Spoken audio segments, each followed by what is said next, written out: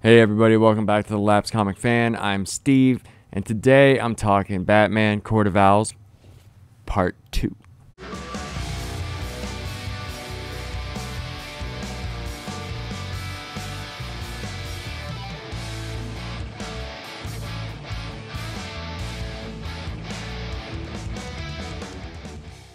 Alright, so I have to apologize right off the bat. I have been really sick, and I almost didn't want to do this today, but I figured, hey, I got to, so it might not be the best video, so I'm sorry for that, and we're just going to get into the book. But first, we're still running the contest for the Dark Knight Returns box set, and you can comment on this video also. You can comment on this or part 1 of the Court of Owls. Give us a comment of what your favorite Batman story is, whether it be movie, cartoon, run, animated movie, whatever you want, and you will be entered. And the more comments I get, I'll let you know when the contest will end. But right now, we don't have that many, so I don't want to give an end point. You'll also get, with the Dark Knight Returns box set, I'm throwing in this awesome 100 Greatest Batman Moments. It's a really good book, guys. It's really nice, hardbound book. It's really cool for any Batman lover out there. Lover. Alright, so Batman Court of Owls. So far, this book has been phenomenal. I have finished it. I actually finished it before I did the first review, but I wanted to do it in 2 parts. That way I could talk about it a little bit more. I will try to do my best on this second go around, but we left off with Batman in the maze being confronted by the Court of Owls. He now knows that they are legit, they are real, and he is in a mess. He is in quite a bind. Batman's been missing for 8 days, and Gordon has been leaving on Siggy, the bat signal, according to Bullock. That's what he calls it. Not necessarily for Batman, but for the scum who think Gotham is their playground, and for the people who actually know who Batman is under the cowl. So I really like that. It's kind of an emotional scene right there. Gordon's up on the roof, and you know, Bullock comes out and calls it Siggy the Bat Signal. Says, you're going to burn it out, man. You've been leaving it on for 8 days. And they have these really nice panels where it's like, it's not just because of him. The people that know him, and it shows, like, you know, the Bat family, Alfred and Catwoman, and it shows like how much he's starting to mean to the city, because, you know, like I said, it's a new 52, so it's supposedly superheroes have only been around for 5 years, and he's made quite a relationship with Gordon so far in that 5 years, and it's getting to the point of where it was before they did the new 52, where they were, you know, like thick as thieves. Batman is in a maze, and he's been staying in the dark where he feels it's safe from them. Safe from the owls. He comes upon a giant owl statue water fountain, and he has been there many times. All the roads seem to lead back here. He looks really bad and has to drink some of the water, even though he suspects it's drugged. Yeah, so we finally see Batman. He's kind of like in the dark at first. He's just peering around, and we finally see his face. And I mean, dude, looks bad. It's bad, guys. And he's so thirsty that he must have drank this water before, because when he came upon the fountain, he was like, how did I get here again? How am I here again? And that'll be something that happens to him quite a lot. Some of the rooms he ends up in, it's like they're just totally trying to break him. And he knows, like, I shouldn't drink this water, only a little bit, because it's probably drugged, and he's probably hallucinated. And even if it's not, he's been going crazy to begin with. So, I mean, they're totally trying to break this guy. So he takes a drink of the water, and he ends up going back into the dark. He's really like, the way they describe it, it's like, he's like, I have to get back into the dark. It's where it's safe. It's where they can't see me. It's where I'm protected. And he starts going through there, and he ends up in this room, and it's all these portraits of people who have been in that room and have been driven crazy by the Court of Owls, people they've killed. And there's a camera right in the middle of the room, and it's like taking his picture. every time he goes in there, or at least that's what it looks to believe. And he's looking at all the people who've just deteriorated over time. And it's like, he's thinking, is that my fate? Is that what's going to happen to me? And we see from behind, we see Talon eyes. Everything that the rhyme, like the Talon is always watching, everything plays into each other in this, guys. It's so brilliant. It's just perfect. Not only is Batman going through something, the reader is also going through something too. And it plays on your emotions and plays on fears. It's brilliantly done. Batman smashes the camera and retreats into the dark, and he sees a bunch of people in owl masks, and he charges at them. He's going mad. But they're not there. He's looking very savage and haggard, and the Talon watches from behind. Sooner or later, he will find them. So this maze is huge, and he gets in there and he sees the Court of Owls. It's like and he charges at them, and there's nothing there.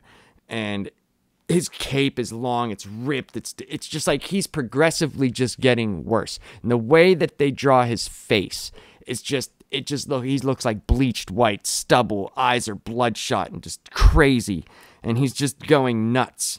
And every time he's there, it's on the ground, or anytime you could see the Talon behind him. It's like he's being followed. And this maze is gigantic. It's huge. Okay, so now we come to one of the coolest parts of this book. Like I said, it messes with the reader too. It takes you on a journey. You're holding the book here, and then all of a sudden you're like, wait, it's all sideways. And then you're like, oh shit. You actually have to turn the book. You actually have to physically manipulate the book to read it.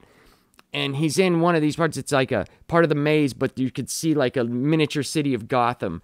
And he's talking like that. It's his city. He knows every alley, every rooftop, all this stuff. And he's looking, and he sees names on this wall, and it's just crazy. So you're reading from here to here. And then he goes through this next room, and there's all these caskets. And there's like pictures of people, and there's faces on them. It's like these children. And he's just like, what in the hell is going on? It's incredible how you have to read this section of the book. So then he ends up again back at that room with all the pictures, and he's just like, no, no. And he looks over, and he sees his parents, and he's like, oh, thank God. And they look real old and kind of haggard, but he's just so happy to see them. And he goes up to him and he hugs him, and he's got this weird look on his face, and you're just like, oh my God, what the hell? And then you actually have to turn the book again. And then it's almost like manga, because it starts from the right page to the left page. And then his parents' faces begin to drop, and then a freaking owl comes bursting out of their mouths, and blood goes everywhere, and it just starts ripping at him. And it's just like, I mean, he's gone totally, completely bonkers. He ends up back at the fountain again, and he's just like, oh my God, oh my God. And he starts messing with one of the tiles on the ground. He picks one up and falls right in. But then literally, it's like, no, it can't be. It's the room with the camera. And he loses it. He freaks out. So the whole time he's like playing this story in his head about and that's why he's like freaking out. Like he's ended up in this room again, and each time he's in a room, it's like part of the story plays about, like, he's like, no, this isn't my story. This isn't how it ends. This isn't how this is going to be. It's just the whole psychosis of the book right now. You're just like, you're reading it and you're physically altering the book, and you're just like, what the fuck am I reading? This is insane. Talon sneaks up behind Batman and stabs him through the back in the room of faces and lets him know the Court of Owls has sentenced him to die. The Talon presents Batman to the court and asks how they wish him to die. So he ends up in that room again with all the pictures of all the faces, and he's just freaking out, like I was saying. And then Talon just comes up, bam, right behind him, stabs him. Just like, of all the crap, dude.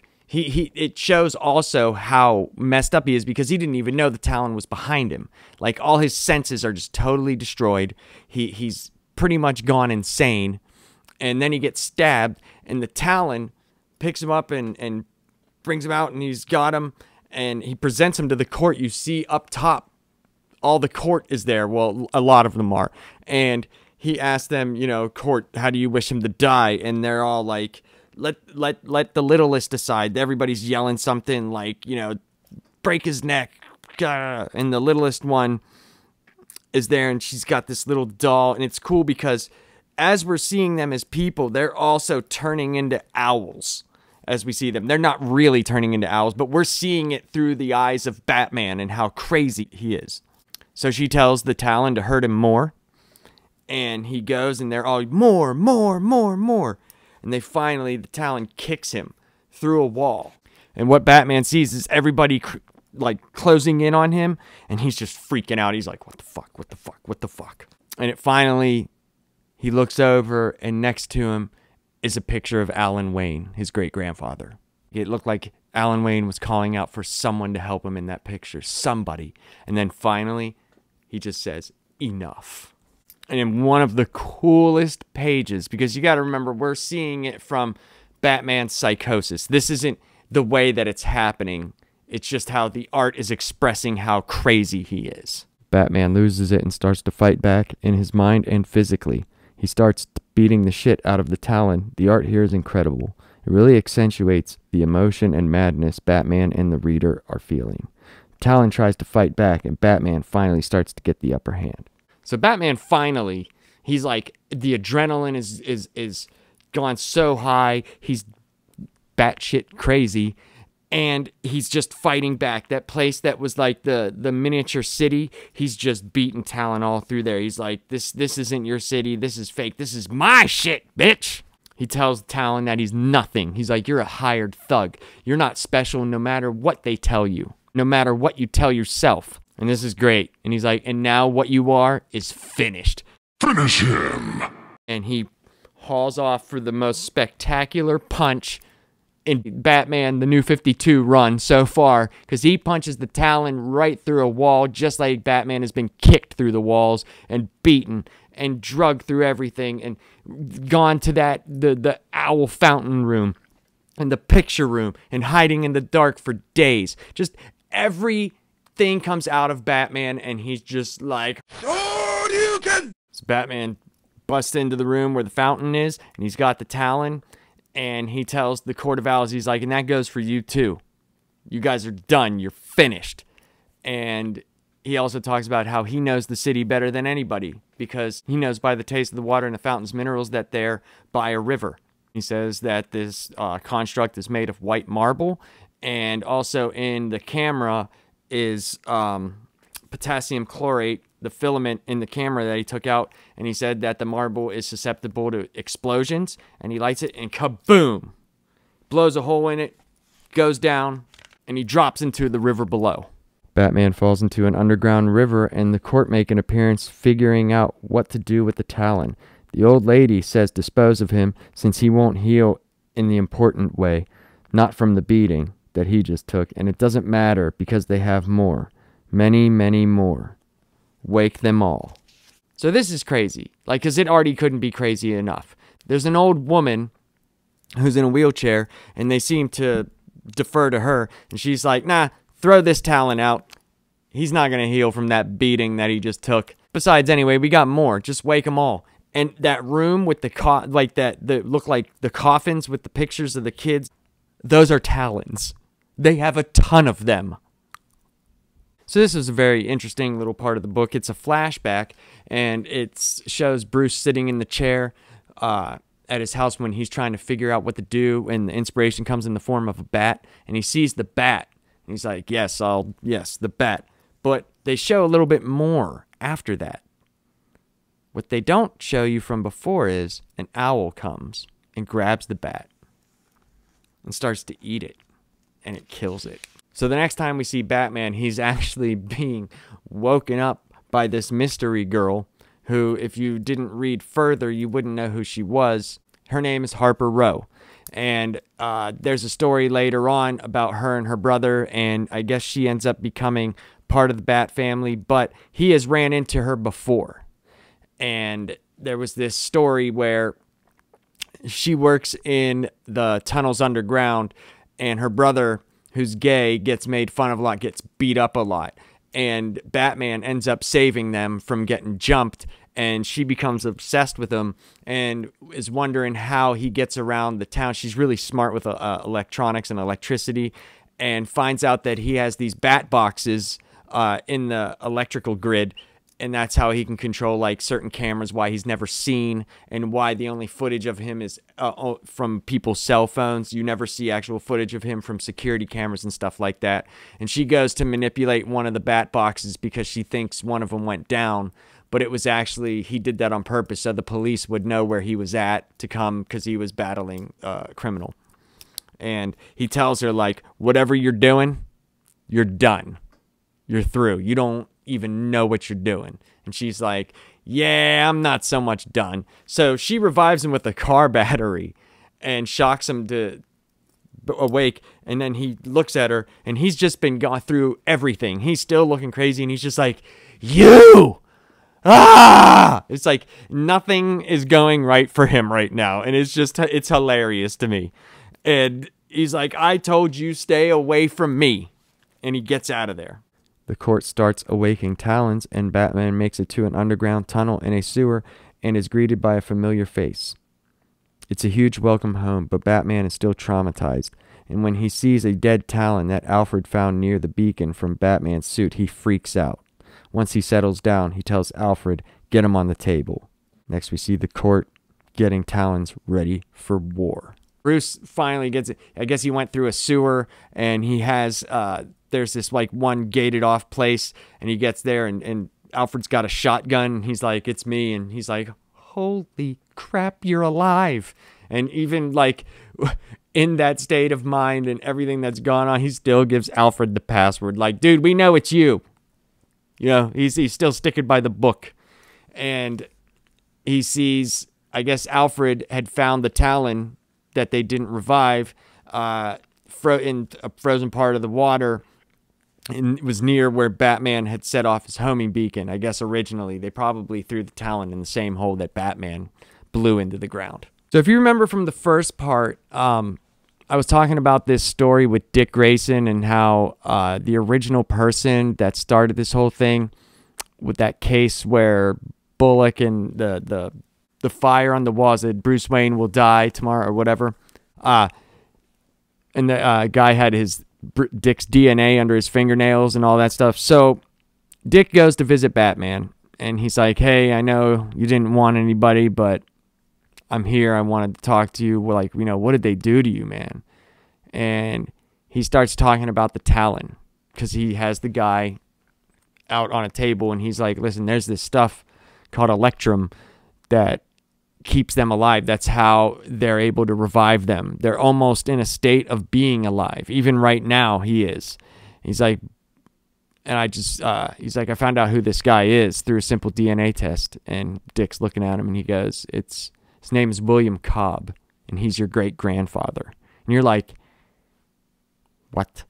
And he tells him that Dick, the reason why that guy kind of was shadowing him is because Dick was picked to be a Talon. And it's crazy, man. And Dick really wants to know all this other information, and Batman's stonewalling him. So Dick goes off on him, goes off on everything. He's like, you don't even know what I've been through. Batman just hauls off and cracks him.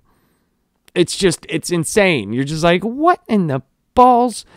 I guess that's the way of the bat, brooding and smacking your family.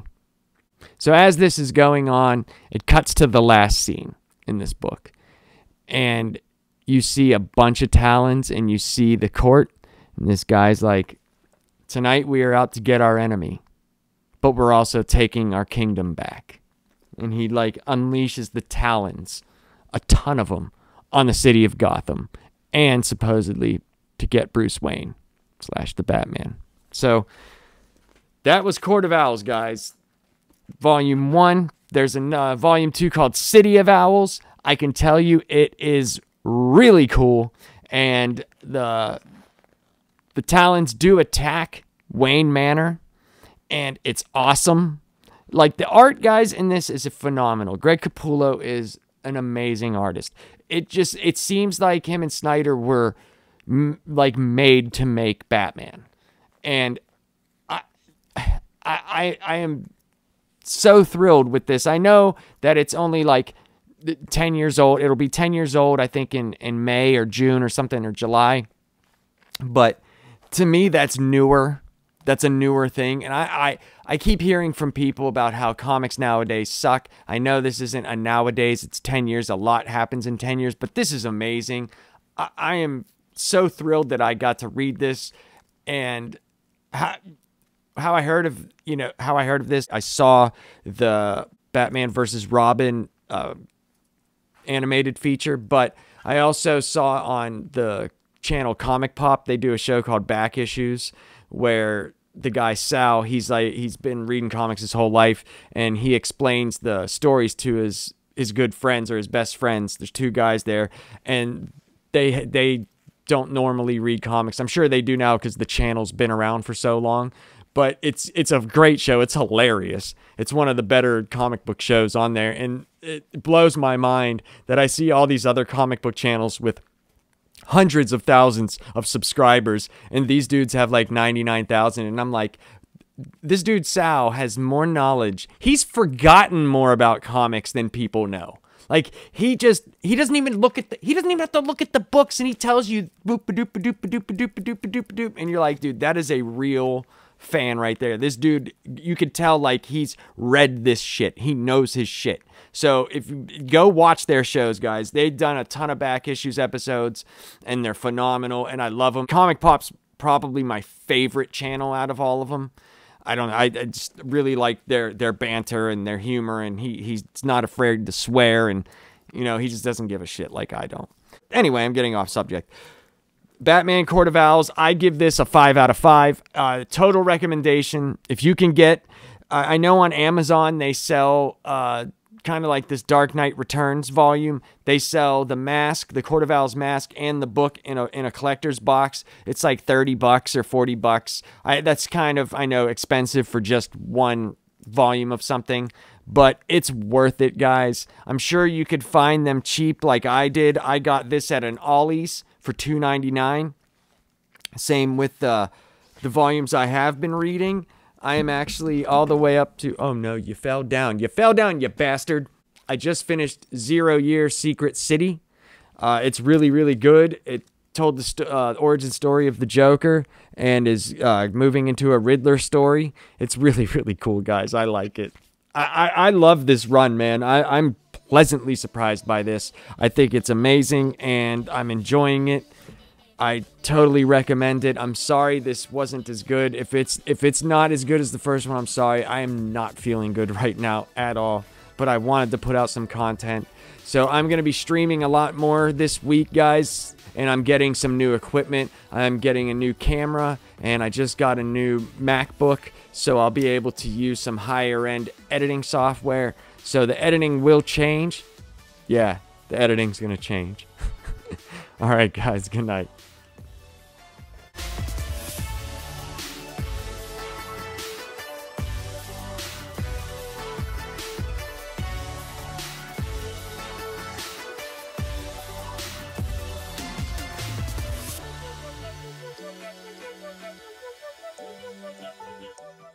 Editing, editing, editing, editing, editing, editing, editing, editing.